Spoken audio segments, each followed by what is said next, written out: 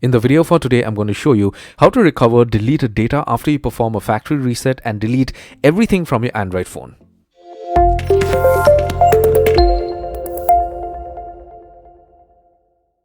So the first thing is get hold of your Android phone and say supposing you want to do a factory reset. It's very simple. You get to the settings for your Android phone.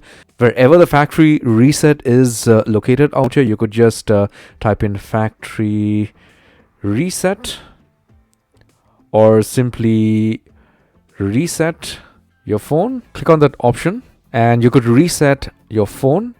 Click on that option again and you're going to get an option to reset your phone out here. Now, when you click on reset phone, you will get an option to back up your data. Checkbox that and then reset your phone. After you select that option, click on complete reset and your phone is going to go on to recovery mode, and then your phone is going to get formatted completely. Next, when you switch on your phone, you put in the same email address that you backed up your data to, and then you would get an option to recover your data back to your phone. It may just take a few seconds to a few minutes to recover the backup, depending on the internet speed and the server speed from Google. But once you perform that, you are definitely going to get back all your data.